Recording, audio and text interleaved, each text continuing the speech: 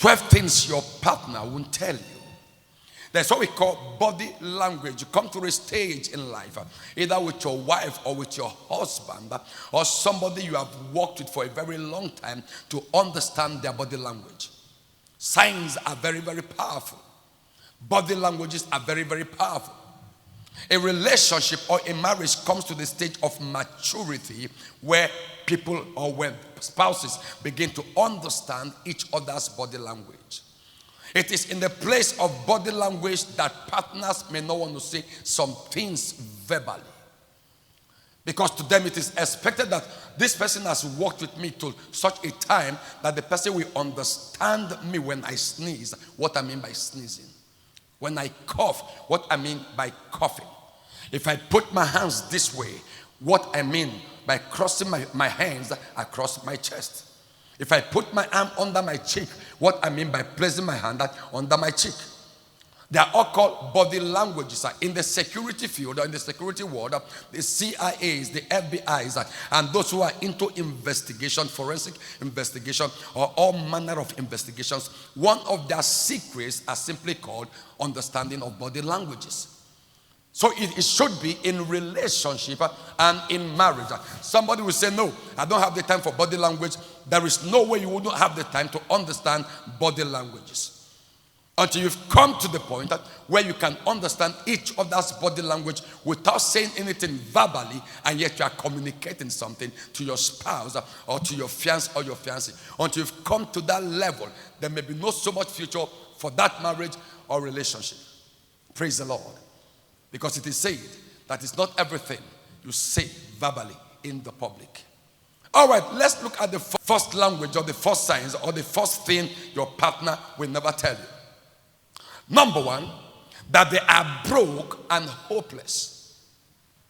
Your partner will never tell you that they are broke or hopeless, both from the side of the woman or the side of the man. As long as the man is concerned, not just the man, every man exudes his energy, ego, and confidence from the level of what he or she has in their pocket. The confidence of every man is determined by the money in his pocket. That is why it is said that men work for women. Either for their wives, their mother, their daughter, or a female friend that they have. Men averagely work for women. Whether they agree with that notion or not, it is true. Either his wife, his daughter, his mother, or a female friend somewhere, every man is working for a woman. They say, no, they are working to build a house. They build the house for a woman. They say, no, they are buying the car to just flex muscles. They are buying the car to impress a woman somewhere. So it's like being said that men work their entire life for the sake of women. A man never feels fulfilled in his achievement until there is a woman by his side. So the spouse will not say this. Same with the woman. A woman that is a working class woman or a hard-working woman who does business and the rest, bringing in money, and suddenly there is a seas of financial flow. She's going to keep quiet for a while. As she keeps quiet, she begins to ask the husband, hey, what is our future? What are our plans in this area? What are our plans in that area? You see, there are women who are more visionary than their husbands. Just like what they say better soup than money they kill them. Are you understanding me? They have so much vision, but the reason why they can't express that vision is the lack of funds. So you see them hanging around their husband or their fiancé. So what's our future like? We notice that this is not working this way, that is not working that way. You see, don't you think that, in short, how much do you have in your account? She wouldn't want to tell him that she's broke. Because the fear is, when a man finds out that the wife or the fiancé is an absolute liability, there is the tendency of the shift of connection, the shift of loyalty, and the shift of emotions. The second thing your spouse, your partner, or your fiancé will not tell you is that they are tired of the interference of your mom in the relationship or in the marriage. They won't tell you that. They will never tell you that they are tired of your mom. It's from both sides. Your husband will not tell you that he's fed up of your mom. No, he wouldn't want to hurt you. But you could notice some body languages that those days before your mom came to visit, your husband comes home very early. And the first 1 week your mom came to visit, he's still coming home early. Second week, he's coming home early. Third week, he's beginning to say, this mother-in-law, I love and respect her, but it's like she's beginning to overstay her welcome. Fourth week, fifth week, he begins to come back home late. And the wife will begin to wonder, why isn't this man coming home early as he used to?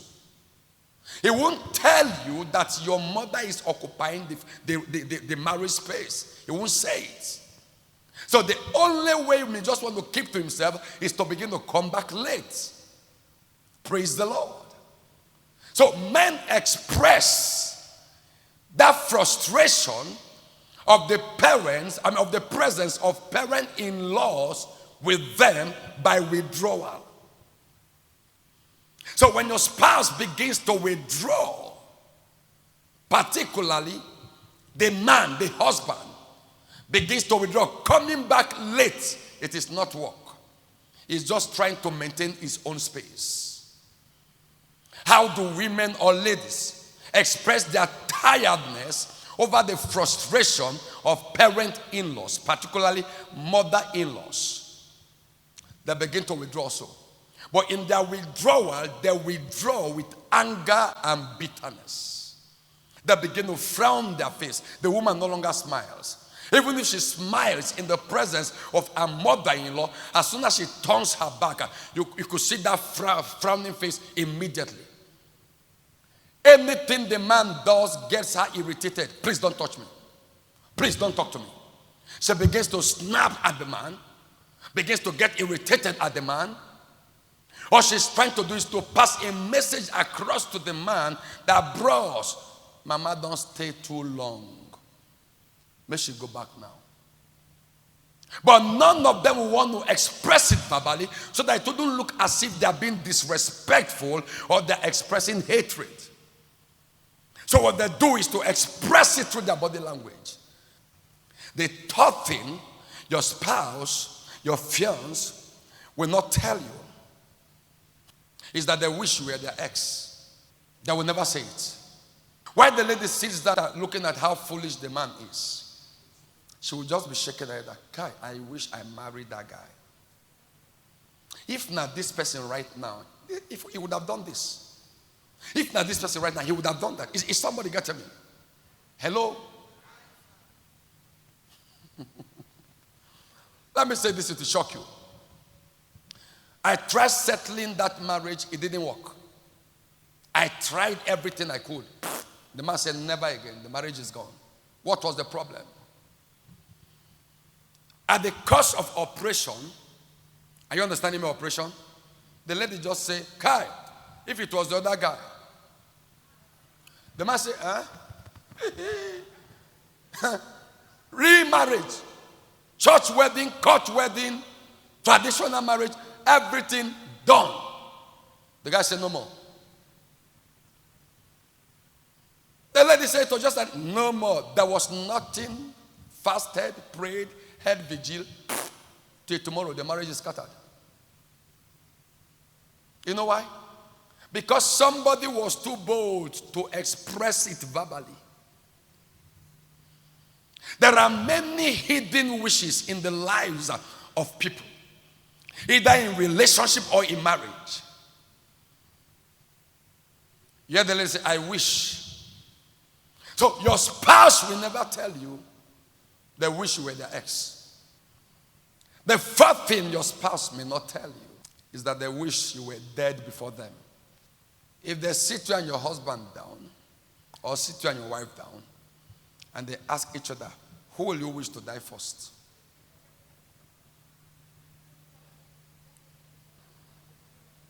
Praise the Lord. Hello. Can I talk to you? When women meet with their friends and they're talking about the future, or they meet with their family members and they're talking about the future, you will never hear them say, if I die, I go like make my husband do this or no. All you hear them say is that the way this man is going, he's not even thinking that one day he's going to die. Are you understanding me? He's not even thinking that one day he's going to die. If he dies, what will happen to me and my children? That is what you hear the women say. Then when the men are with their friends or their colleagues or their family members and they're discussing, you hear the men say, if they love their wives too much, man, if my wife die, I don't think I will marry another woman. No. I don't think I will marry. Is somebody getting me? Or someone say, if my wife die, who will take care of these children? I don't know if you get me, please. Every party is discussing the death of the other party. Your spouse will never want to wish they died before you. If they say it in your presence, it's because they are looking for money. Two of them will stay together, then they ask each other, come, who could die before self? The other will say, I'll be ready to die for you. I'll be ready to die for you. Drop, knockout. Bam! Hey! The same person who just said he will be ready to die for you. The fourth thing your spouse will never want to tell you is that they wish you dead before them. Not because they have an evil intention, but they love themselves so much that they wouldn't want to die now. Stand to your feet.